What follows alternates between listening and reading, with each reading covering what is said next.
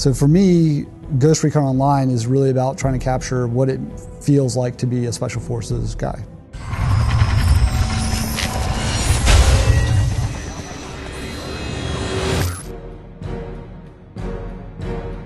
For Ghost Recon Online, we set out from the get-go to create a game that focuses on team play. And when I say focuses on team play, we as designers focus on making team play easy.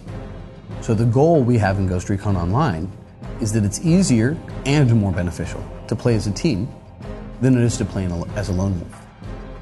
And I think what we've achieved in Ghost Recon Online that is a bit different from everyone else is this whole idea of accessible team play.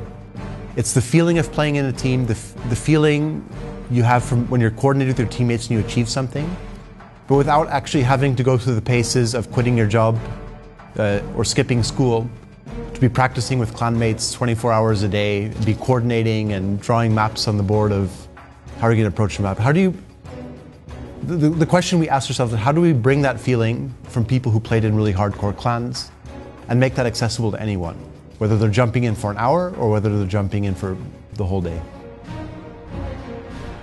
Each character class has 2 different abilities that they can switch between during the game. Each of these abilities has key strategic and tactical differences in how they can be applied. Some are more offensive, some are more defensive.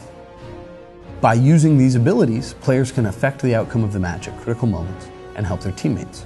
Oftentimes, for example, the Assault character, one of his abilities is the Blitz Shield. He pulls this shield out, he runs, his exoskeleton powers up, and he runs very quickly with a great deal of force through enemy combatants, knocking them to the ground and temporarily disabling them. We've already seen in our closed beta that other players will fall in line behind that blitzing player and clean up the bowling pins he's knocked down. Now this is just one example, but it's how we try to craft our abilities and our key gameplay elements to encourage and make it easy for people to work together.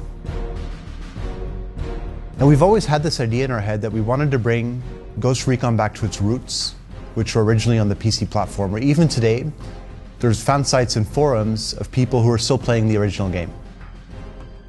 And with a free-to-play game, we really like the idea of being able to break down that barrier, where if I'm enjoying myself, an hour later, one of my friends can come join me with the same kind of easy entry flow that I had. And that makes free-to-play games very social by nature, and really removes a lot of the stress of where do I spend my hard-earned money, where do I break open the piggy bank. I know I've been making games for years for different platforms, but I myself, at my heart, I am a PC gamer. You know, playing Descent and Quake in the old days. For me, there's not a whole lot of things that need to be different between a console and a PC, but by approaching the development from a PC side, I really focus on responsiveness in the controls. So while a lot of people think of third-person shooters as clunky, but they look good, they sell this thing, we actually have a really good-looking third-person shooter that that is really fluid and responsive to your motion. So it actually plays a lot like a first-person shooter. Any PC gamer out there would tell you the map is what makes that experience, right? And for me, as a game designer and also as a level designer, it is half of my gameplay.